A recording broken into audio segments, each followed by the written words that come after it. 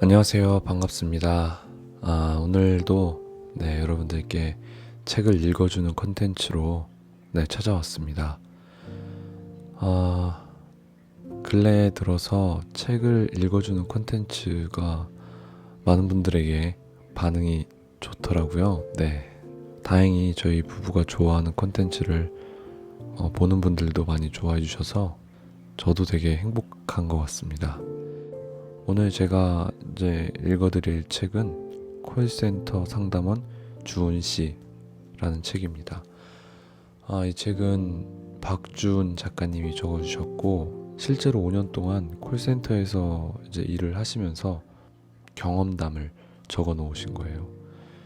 읽어보니까 정말 솔직하게 이렇게 쭉 적어 놓으신 걸 보고 저도 되게, 제가 그동안 이제 전화를 콜센터에서 오거나 혹은 제가 전화를 받거나 걸거나 했을 때 제 행동이나 태도에 대해서 다시 한 번 더 생각하게 되는 시간이었던 것 같아요. 되게 작은 한마디지만 그 한마디가 누군가에게 위로가 되기도 하고, 그 얘기가 그 상대방에게 힘이 되기도 하기 때문에 한마디 한마디에 좀 책임을 갖고 또 상대방에 대한 어떤 배려도 가져야겠다라는 생각을 읽으면서도 좀 많이 했던 것 같아요. 이 책은 읽어보니까 어떤 느낀 점이 쭉 시간 차순으로 적혀 있어서 저는 앞에 프롤로그부터 쭉 읽어 나가도록 하겠습니다. 자, 그럼 콜센터 상담원 주은 씨 읽어보겠습니다. 전화기 너머 마주한 당신과 나의 이야기. 콜센터 상담원 주은 씨.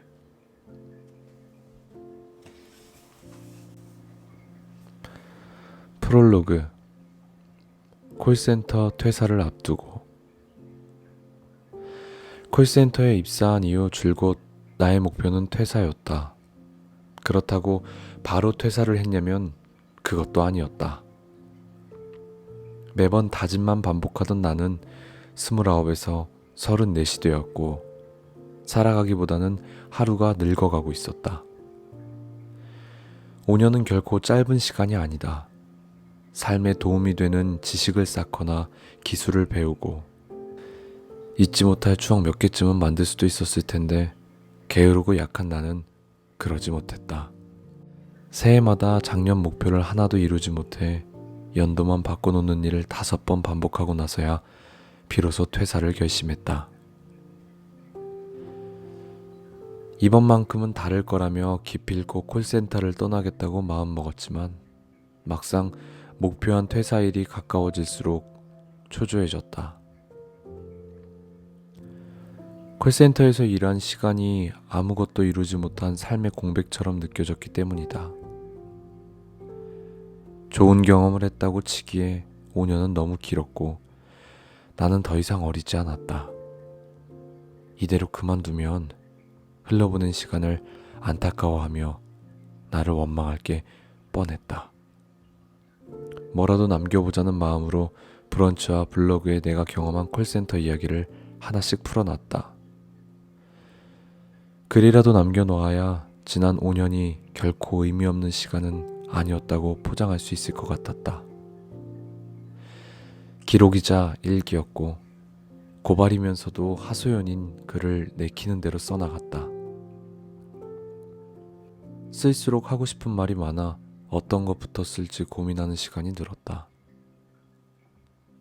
처음에는 콜센터의 현실과 상담원들의 아픔을 알리고 싶은 마음이 컸지만 나중에는 그냥 내가 좋아서 썼다. 이 책은 콜센터 퇴사를 결심한 시점부터 퇴사하는 날까지 쓴 글을 엮은 것이다. 쉽게 마음을 다치는 콜센터 일에서 글쓰기는 버팀목이었다. 이해할 수 없는 이유로 나를 지치게 하는 진상 고객을 만나거나 회사에서 인격체로 존중받지 못하는 상황에 놓일 때에도 글감 하나는 얻었다는 생각으로 견뎠다. 어디에도 말하지 못한 이야기를 써내려가며 응어리진 마음을 풀었다.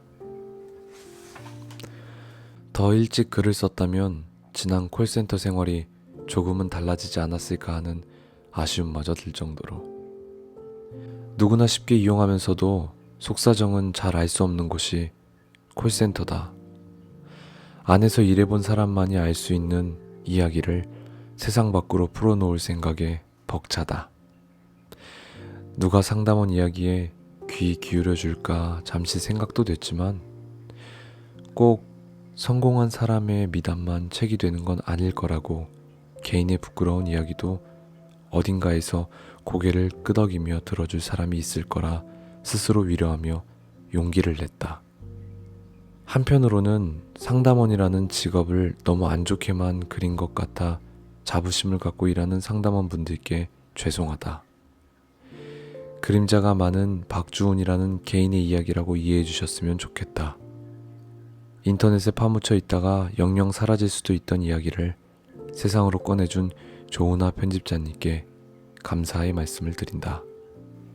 출간 계약을 맺었다는 말에 자기 일처럼 좋아해주고 책이 나오기까지 응원을 아끼지 않은 미은님과 숙경 선배, 그리고 5년간 함께 고생한 동료들에게 고맙다. 지금도 어딘가에선 어김없이 콜센터 전화벨이 울리고 있을 것이다. 그러면 크게 호흡을 내뱉고 전화를 받는 상담원이 있다.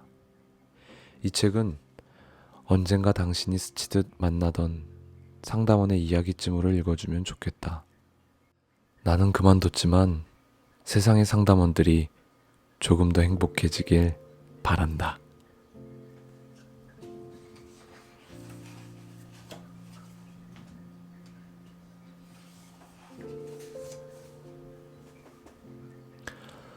어쩌다 보니 상담원. 내가 콜센터 상담원이라니, 그것도 34시 되도록 5년 동안이나. 지금의 내가 되기까지 나를 버리고 산 건 아니었다. 평범하게 대학을 입학하고 별다른 고민 없이 정한 건축공학이라는 전공은 나와 어울리지도 마음에 들지도 않았다. 그렇다고 전과를 시도하거나 다른 공부를 하진 않았다. 대학 4년을 이렇다 할 목표의식 없이 보내다 보니 학점이나 어학 점수는 보통보다 나을 게 없었고 자격증이나 대외 활동도 겨우 구색만 맞춘 무색무취의 취업 준비생이었다.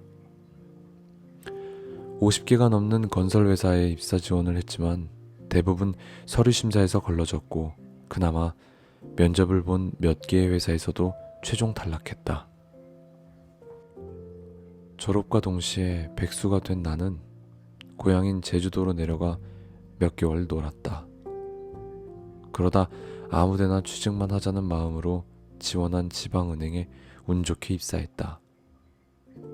백수 생활을 청산하고 돈을 번다는 사실에 잠깐은 기뻤지만 일을 할수록 회사가 마음에 들지 않았다. 능력은 없는데 눈만 높아서 이곳에서 일하는 내가 아깝다는 생각이 내내 따라다녔다. 매일 밤 10시가 넘어서야 하는 퇴근도 더 이상 버티기가 힘들어 결국 6개월 만에 퇴사를 했다.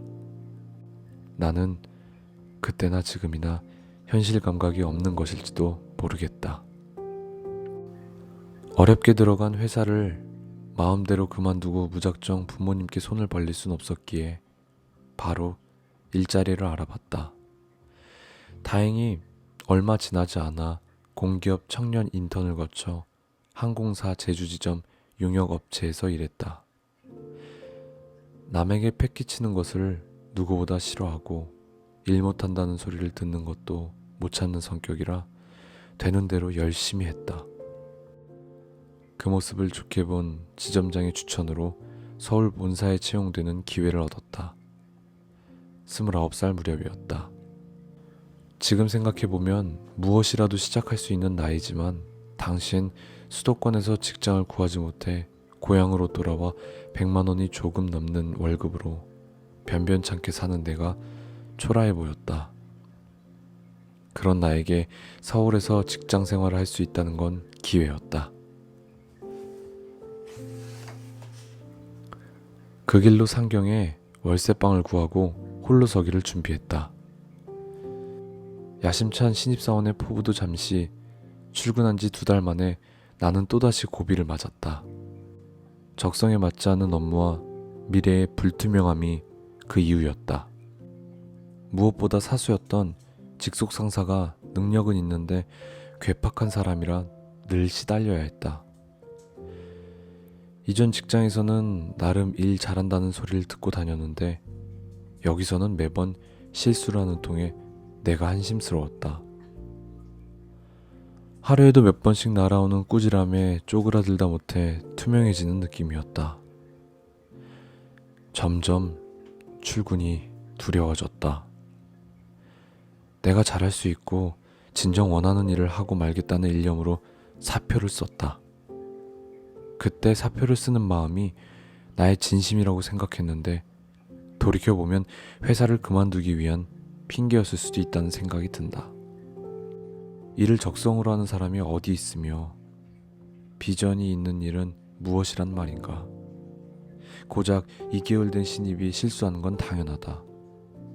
오히려 실수 없이 잘하는 게 더 이상하다. 불같은 성격의 사수는 지금 생각해도 만나고 싶지 않지만 어딜 가나 나를 힘들게 하는 사람이 있다는 것을 이제는 안다. 스스로를 객관화해 판단하지 못했고 사회가 결코 만만치 않다는 사실을 뒤늦게 깨달았다.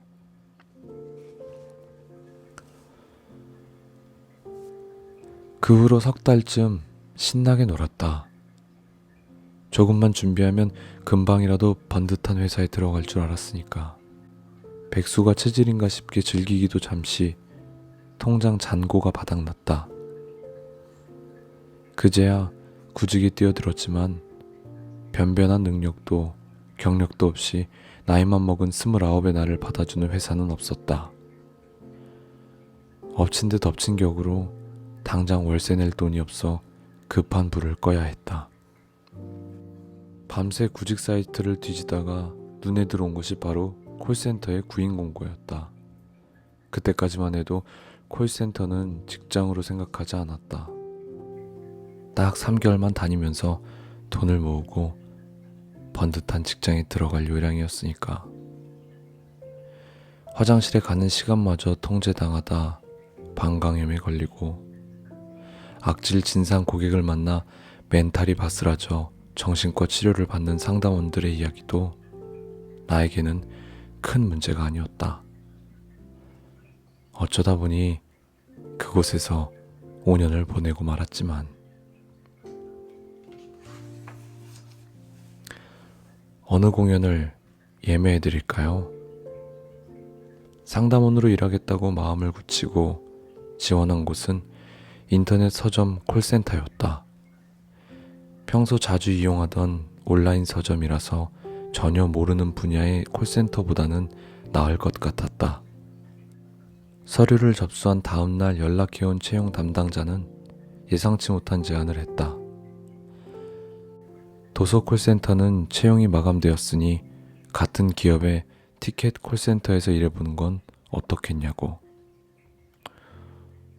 뭐 어차피 다른 회사를 구할 때까지만 다닐 건데 뭐. 잠시 머물 생각이라 어디든 상관없었고 해보겠다고 했다. 나는 뮤지컬, 콘서트, 연극, 전시, 체험, 행사 등 수많은 티켓을 판매하는 기업의 인바운드에서 일을 시작했다. 티켓 업계에서 나름 알려진 기업이라 상담원이 많을 줄 알았는데 티켓 부서의 근무자는 30명 정도로 규모가 작았다. 마지막 통화가 길어지거나 처리하지 못한 일이 생기는 경우를 제외하면 오후 6시가 되자마자 퇴근할 수 있는 장점이 있다. 다만 365일 운영되어 보통 일주일에 한 번은 주말 근무를 한다. 공연 관련 문의가 대부분인 이곳은 그 내용이 한정적이라 상담 업무가 아주 까다롭지는 않다. 입사하기 전에 고작 뮤지컬과 연극 몇 편 본 게 다였던 나도 어려움 없이 일할 수 있었다. 진상을 부리면 다 해주는 일부 콜센터와 달리 정해진 규정에 따라 업무가 처리되는 것도 좋은 점이다. 그래서 내가 5년이나 다닐 수 있었는지도 모른다. 물론 공연 티켓이 고가이고 좌석 확보에 민감한 고객이 많아 주의를 요하는 상담이다. 회사가 제공하는 서비스에 박식한 공연 마니아 고객들도 많아 매끄러운 상담 실력도 필요하다. 주로 고객 문의는 예매한 티켓 취소를 요청하거나 예매 방법, 할인 적용 방법을 묻는 간단한 것에서부터 본사나 공연 기획사의 확인을 거쳐야 하는 복잡한 것까지 다양하다.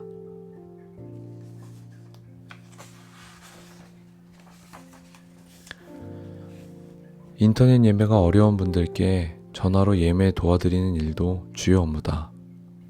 예매할 좌석을 미리 확인하지 않은 고객에게 남아있는 좌석 위치를 안내해드리는 것, 전화 예매 완료 후 취소 및 환불 규정을 안내해드리는 것은 어렵지는 않아도 꽤 지치는 일이다. 티켓 배송이 늦거나 취소 시 발생하는 수수료에 항의하는 고객, 취소 마감 시간이 지난 상태에서 취소해달라고 막무가내 고객을 응대하는 것도 상담원이 해야 하는 일이다. 이름을 대면 아는 기업이지만 근로자인 내게 득이 되는 것은 없다. 대기업 산하에서 콜센터를 운영하는 아웃소싱 업체의 소속이기 때문이다. 감정을 다치는 일이 많아서일까? 정규직이지만 소속감을 느낀 적은 없다. 이쯤 일했으면 애사심도 생길만 한데 회사가 미워지다 못해 원수처럼 느껴진다. 그런데도 회사를 위해 매일 험한 욕을 먹으며 일하는 꼴이라니. 끝이 보이지 않는 터널을 하염없이 걷고 있는 듯하다. 그리고 그 터널은 내 발로 들어갔으며 밖으로 걸어나가는 게 아니라 가만히 주저앉아 신세 한탄만 하고 있다는 생각에 아찔하다.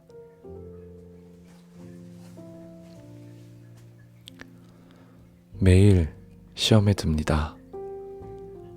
콜센터 일은 자존감을 지키며 할 수 있는 게 아니다. 출근길마다 고객은 내가 아니라 회사에 화를 내고 있다는 것. 나는 정당한 노력으로 돈을 벌고 있다는 생각.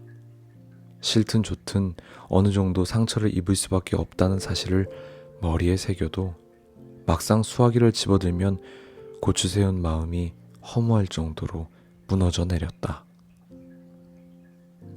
힘들어하는 후배들에게 위로한답시고 이 일도 하다 보면 다 적응된다 라고 말하지만 거짓말이다.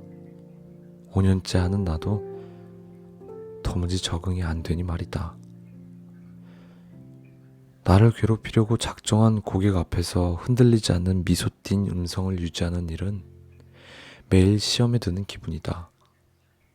언젠가 모욕을 당하고 분명 화를 내야 하는 순간에 어색하게 웃어버린 적이 있다.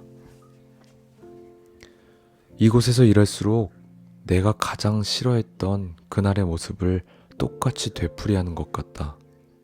이럴 때 조금 비겁하지만 다른 사람들도 나처럼 자존심 버리면서 일하겠지.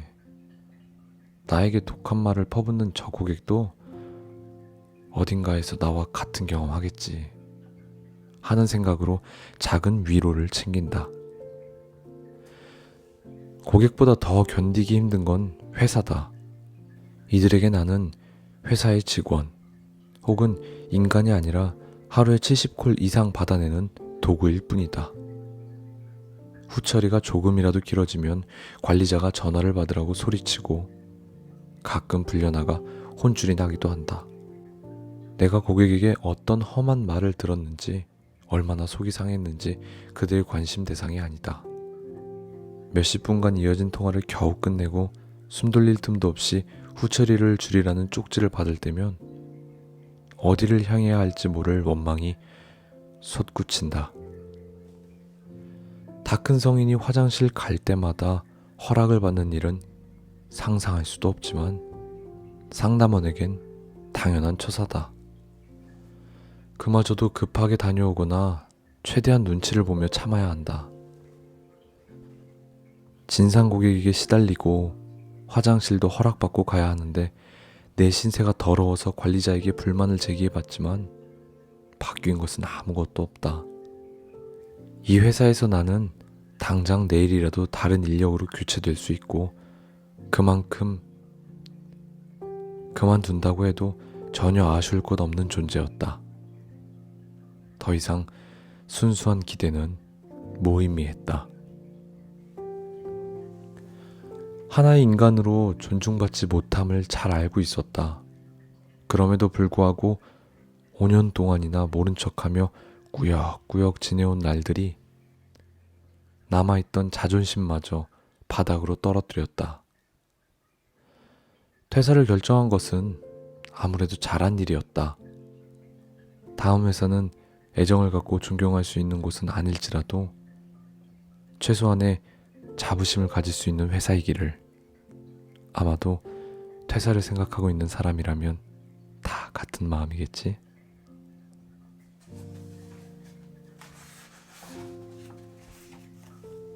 융통성 없는 상담원.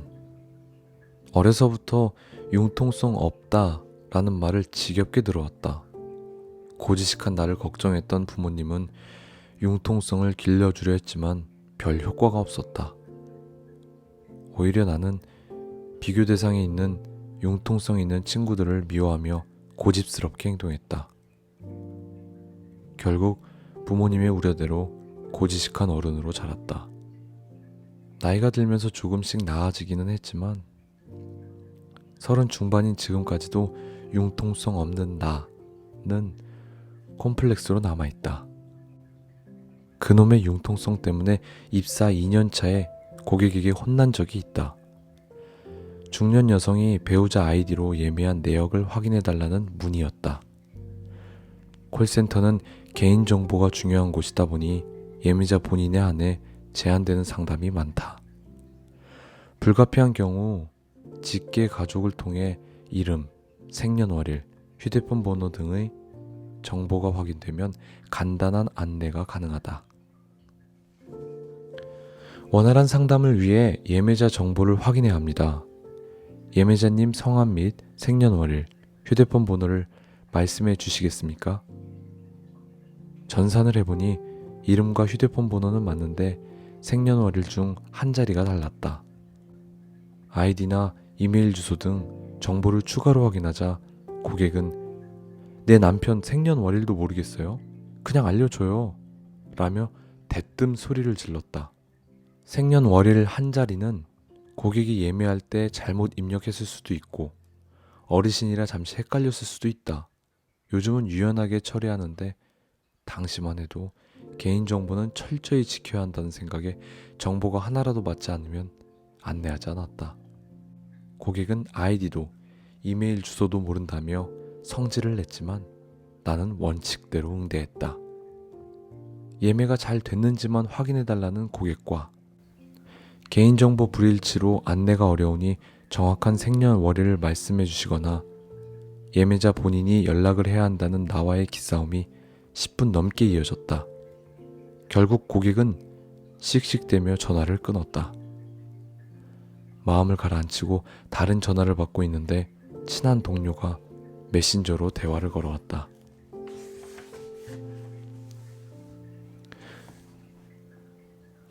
주우님, 땡땡땡 고객 배우자와 통화하셨죠? 고객이 주우님과 상담하면서 너무 불쾌했다고 팀장이 전화하거나 주우님이 직접 사과하라는데요. 어떻게 해야 할까요? 알고 보니 고객은 나와 통화를 마치고 다시 전화를 걸었고 그 전화를 받은 동료는 예매하실 때 생년월일 한 자리를 잘못 입력하셨나 보네요. 라며 융통성을 발휘해 고객이 만족해한 상담을 해준 터였다. 나는 규정대로 안내했고 잘못한 게 없다. 오히려 규정을 어긴 건 그쪽이니 그 문제는 팀장님한테 말씀하세요 라고 말하고 싶었다. 하지만 괜히 일을 크게 만들고 싶지는 않았기에 사과 전화를 했다. 내가 아들 같아서 하는 말인데 그렇게 융통성 없으면 사회생활하기 힘들어요. 콜센터에서 상담하다 보면 별일이 다 있을 텐데 규정대로 하다가는 상담원만 피곤해지는 거야. 고객은 나의 사과에 화를 내는 대신 인생 선배의 마음으로 뼈있는 충고를 해줬다. 차라리 그냥 욕을 하지. 고객의 말이 욕보다 아프게 들렸다. 일할 때만큼은 만나고 싶지 않았던 나를 마주하고 융통성 없는 나에 대한 부끄러움이 밀려왔다.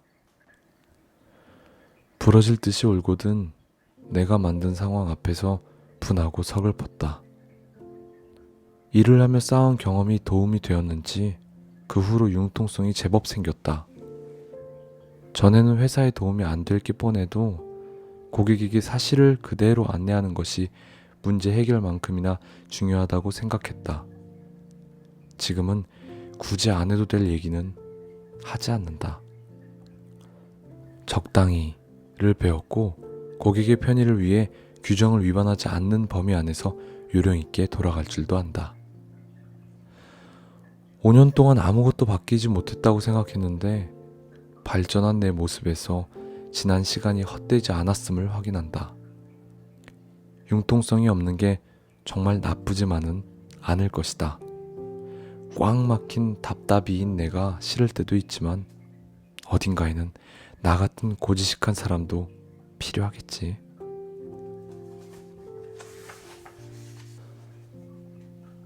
가끔은 상담원도 칭찬이 필요하다. 김연아 선수의 은퇴 무대인 아이스쇼 티켓이 오픈하는 날이었다.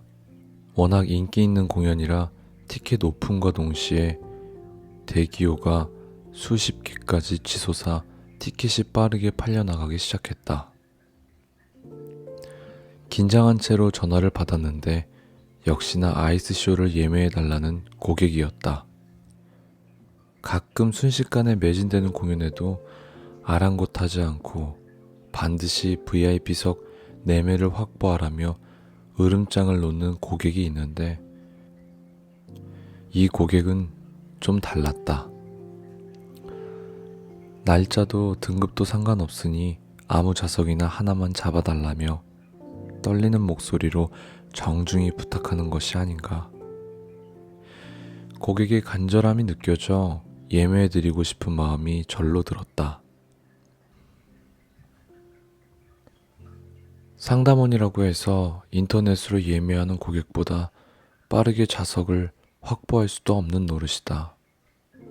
콜센터 예매 시스템을 이용하더라도 일반 고객들과 똑같이 경쟁해서 예매를 해야 한다. 썰물처럼 빠져나가는 좌석수를 확인하며 5분 넘게 예매를 시도했지만 결국 실패하고 말았다. 간혹 예매에 실패하면 부탁할 때의 간곡한 태도는 어디 가고 상담원이 좌석 하나도 못 잡느냐 쓸데없이 전화비만 날렸다 라며 비난한다. 혹시나 화를 내지 않을까 걱정하는 내게 고객은 여러 번 시도해 주셔서 감사합니다. 상담원님 수고 많으셨어요. 라는 말을 남기고 전화를 끊었다. 비록 예매는 실패로 끝났지만 나의 노력을 알아주는 그 마음이 너무 고마웠다. 보통 통화 종료 뒤에는 대기 중인 다음 전화를 바로바로 받아야 하지만 마지막으로 한 번만 더 시도해보고 싶었다. 예매창을 열어 좌석 배치도를 새로 고침한 순간 괜찮은 위치에 좌석 하나가 나와 있었다. 그렇다 해도 좌석을 선택하면 이미 선택된 좌석입니다. 라는 메시지가 뜨면서 실패하는 일이 많은데 이게 웬걸? 다음 단계로 화면이 넘어가고 있었다. 횡재한 기분으로 고객 정보를 입력하고 마침내 예매에 성공했다. 예매가 제대로 됐는지 재차 확인한 끝에 고객에게 전화를 걸어 자초지종을 설명했다. 그분은 몹시 놀라워하며 몇 번이나 고맙다고 인사했다. 왠지 쑥스러워 얼른 전화를 끊었지만 내가 꽤나 좋은 사람이 된 것 같았다. 이 일을 하면서 처음 만난 뿌듯함이었다. 콜센터에 입사할 때는 고객의 어떠한 문의라도 해결해드리고 보람을 느끼는 상황을 기대하지만 그런 일은 자주 일어나지 않는다. 생기더라도 수없이 걸려오는 전화를 받으며 금방 잊어버리고 만다. 이 일도 기억에서 사라져 갈 때쯤 홈페이지 1:1 문의를 담당하는 동료가 내 앞으로 칭찬이 접수됐다고 알려주었다. 확인해보니 그때 도움을 드렸던 고객이 다시 한번 감사하다는 인사를 정성스레 남긴 것이었다. 통화 중에 친절하게 상담해줘서 고맙다는 말은 들었어도 홈페이지에 칭찬이 접수된 일은 처음이자 마지막이었다. 일을 할수록 상담은 능숙해졌지만 고객을 진심으로 도우려는 마음은 줄어들었다. 칭찬이 접수된다고 해서 평가에 반영이 된다거나 혜택도 없어 동기부여가 안 된 것도 사실이다. 그럼에도 그 일은 나의 콜센터 생활에 작은 힘이 되어주었다. 생각지 못하게 좌석을 잡았을 때의 희열, 기쁜 소식을 고객에게 전할 때의 설렘, 나의 말을 들은 고객의 반응에서 느껴지는 약간의 의아함과 감사 인사를 곱씹으면서 생각해본다. 어쩌면 그때 나는 꽤 괜찮은 상담원이었는지도 모른다고.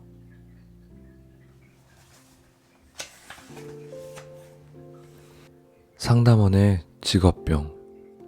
회사 밖에서도 상담원이 될 때가 있다.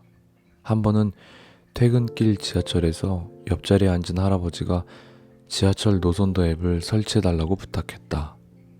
흔쾌히 도와드리는데 설치에 필요한 계정이 없어 시간이 지체됐다. 내려야 할 역은 다가오고 나는 그만 할아버지께 죄송하다고 말하려고 하는데 난데없이 고객님 죄송합니다. 제가 이번 역에서 내려야 해서요. 라는 말이 튀어나왔다. 이럴 때도 있다. 분명 내가 고객에게 먼저 연락하고서 감사합니다. 누구누구누구 고객센터 박주원입니다. 무엇을 도와드릴까요? 라고 말해 고객과 나 사이에 어색한 침묵이 흘렀던 적이. 주위 동료들도 다른 콜센터나 음식점에서 상담원이나 종업원에게 고객님이라고 부르는 말실수를 하기도 한다고. 상담 품질 관리팀에게 몇 차례 사물 높임, 제3자 높임을 지적받았다. 이를테면 취소 수수료가 나오셔서 배송기사님께서와 같이 고객이 아닌 사물이나 제3자의 존대어를 사용하는 실수다. 문법에 맞지도 않을 뿐더러 최근에는 고객들도 어색하게 생각해서 고쳐야 하는데 쉽지 않다. 특히 민원이나 까칠한 고객을 상담하다 보면 최대한 예의를 지키고 말실수를 피하려고 과도하게 높임말을 쓰다가 되레 실수를 한다. 상담 중에 사물 높임을 쓴 동료는 고객에게 좌석이 없으셔서요? 라고 초등학교도 안 나왔니? 라는 말을 들어봤다고 했다. 당연히 바로 잡아야 하지만 말은 생각처럼 나오지 않을 때도 있고 상담원도 그러고 싶어서 그러는 게 아니다. 일기예보에 민감해진다. 태풍, 지진 같은 재난 상황에서 콜센터는 아수라장이다.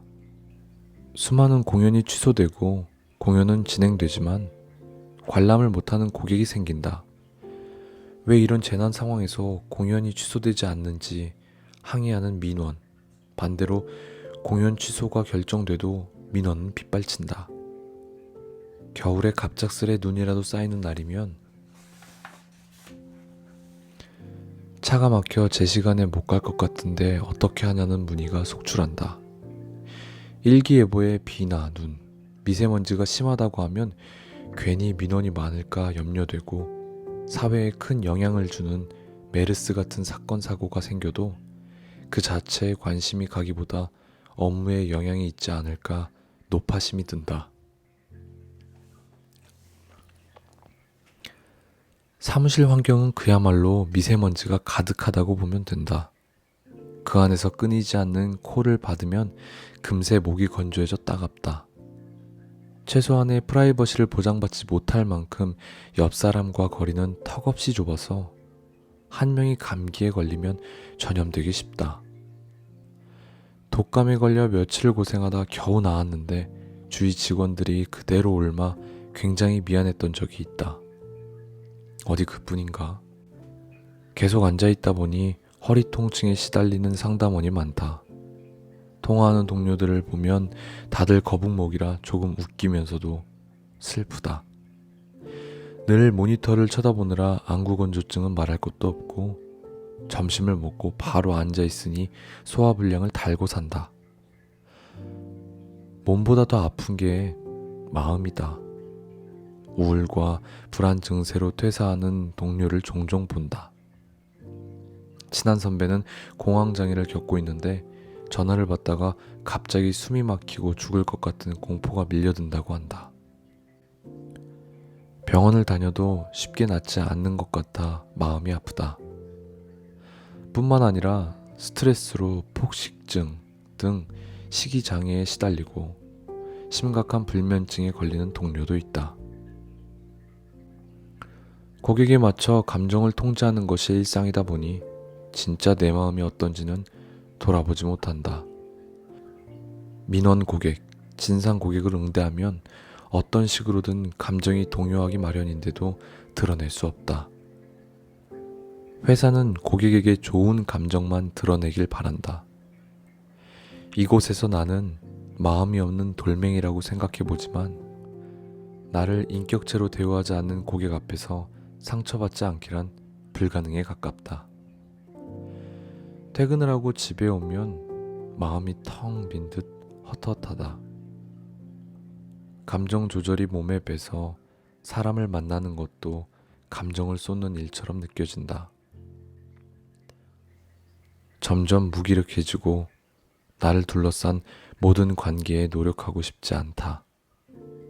그러다 보면 진짜 병을 얻기도 한다.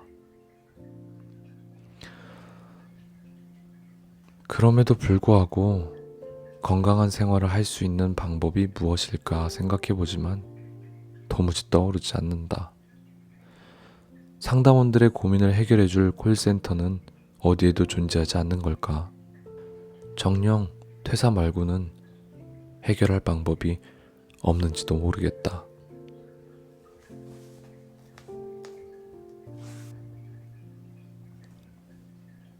적응과 수능 사이.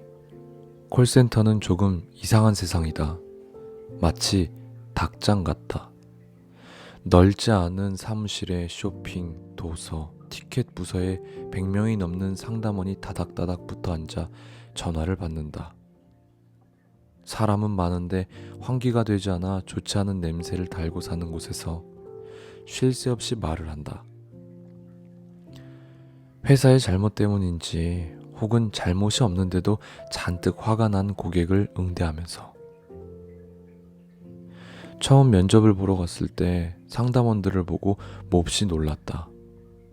하나같이 책상 앞에 앉아 헤드셋을 쓴 채로 허공에 알 수 없는 손짓을 하며 말을 쏟아내는 그들이 기괴하게 느껴져 면접을 포기할 생각마저 들었다.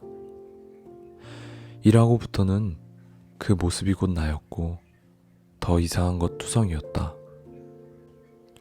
회사는 내가 하루에 몇 콜을 받는지, 후처리는 몇 분을 쓰는지 감시하며 조금이라도 지체되면 얼른 콜을 받으라고 몰아세운다. 월급이라도 많으면 그러려니 할 텐데 쥐꼬리만한 월급이 들어오는 날에는 기쁘기는커녕 한숨만 나왔다. 콜센터를 생각하면 군대가 떠오른다. 매트리스와 모포를 개는 방법이 정해져 있고 사물함에 넣을 속옷까지 각을 잡아 정리해야 하며 후임이 선임을 깨울 때 몸을 건드리면 안 되는 세계. 새벽 경계 근무를 다녀와서 침상에 걸터 앉아 전투화를 벗었다가 자는 줄 알았던 선임에게 걸려 혼쭐이 난 일이 아직도 생각난다. 전투화는 바닥에 쪼그려서 신고 벗어야 한다. 심지어 규율을 신성시하며 제대로 따르지 않는 후임을 갈구는 일도 일어난다. 지금이야 그게 아무 의미 없고 잘못된 일이라고 생각하지만 당시에는 무엇이 이상한지도 몰랐다. 인간이 신기한 건 익숙해질수록 이해할 수 없는 규칙에도 적용이 된다는 사실이다. 인간이 신기한 건 익숙해질수록 이해할 수 없는 규칙에도 적응이 된다는 사실이다. 콜센터도 마찬가지다. 부조리하고 효율적이지 못하다고 생각한 일이 언제부터인가 당연해진다.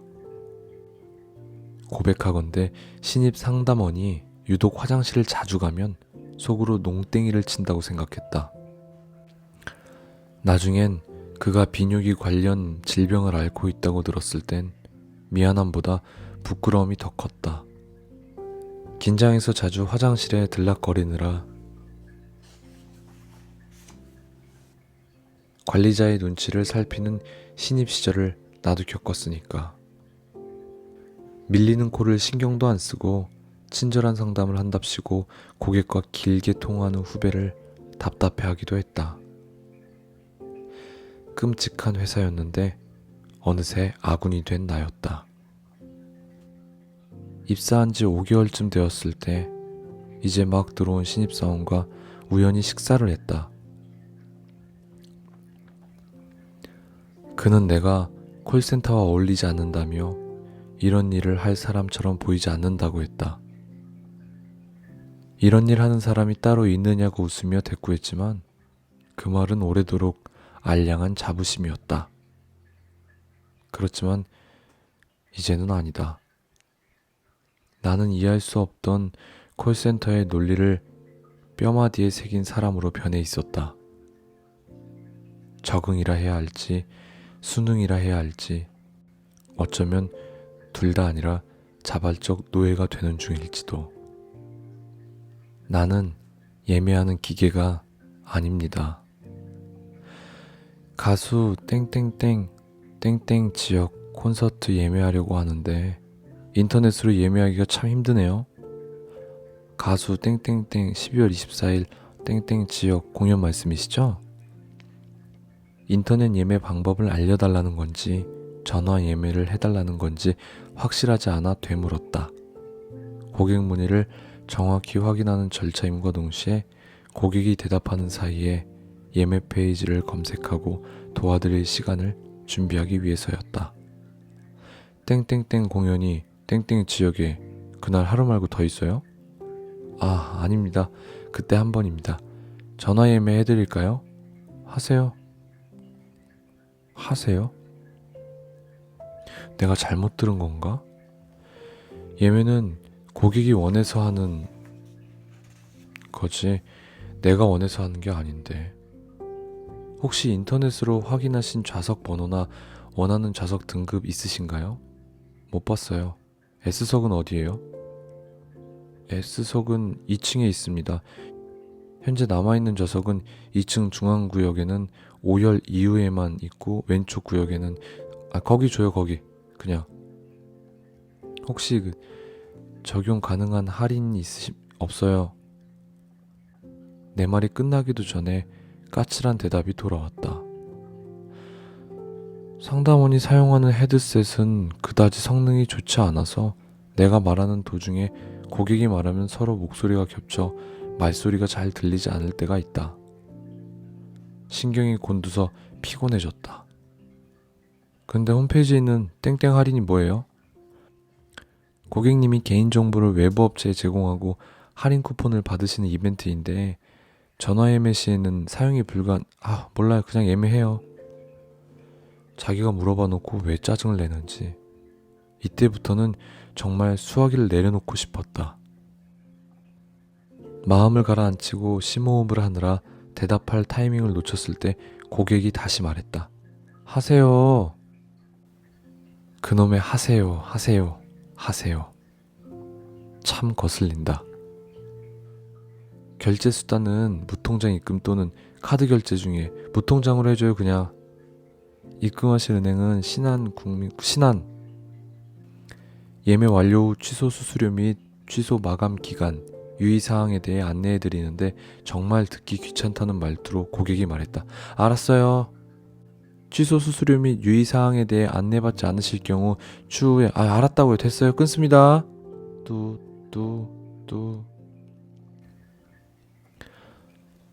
전화를 끊고 몹시 불쾌했다.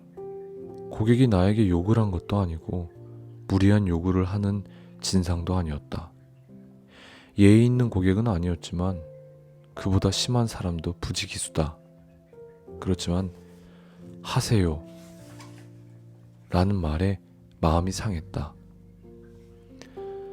전화 예매 중에 카드 결제를 하는 고객에게 할부는 몇 개월로 해드릴지 물어보면 일시불로 하세요 라는 말은 들었어도 이번 하세요는 달랐다. 이 말이 나를 자극하는 분노 스위치인가? 한 번은 상담과 연관이 없는 본인의 상황과 감정을 털어놓으며 하소연하는 고객이 있었다. 마치 이곳을 심리 상담소로 생각하는 것 같아 전화를 잘못 받은 줄 알았다. 처음에는 마음이 불편하셨겠습니다. 그러실 것 같습니다. 하며 들어줬지만 쓸데없는 이야기가 계속되자 짜증이 나서 네 라는 감정 없는 대답만 했다. 말이 많은 고객과의 통화는 내가 자기 친구야? 그런 얘기는 친구한테나 할 것이지. 혹시 친구가 없나? 라는 못된 생각마저 들게 한다. 이런 고객을 만나면 나를 상담원으로만 봐주고 필요한 얘기만 간결하게 하는 고객이 그리울 지경이다. 그러다가 전화 예매 평균 소요 시간 절반밖에 안 걸리고 핵심만 말하는 고객과 대화를 한 거였는데도 정작 기분이 좋지 않았다. 그 고객은 어쩌면 나를 예매해주는 기계쯤으로 생각했던 것 같다. 아무 감정 없이 자판기 버튼을 꾹꾹 누르는 것처럼 나를 대했을지도 모르겠다. 감정이 있는 인간으로 상담원을 대해주기를 바라는 마음을 놓지 못해서였을까? 차마 뱉지 못한 말이 입안을 맴돈다. 나는 예매해주는 기계가 아닙니다. 나도 사람입니다.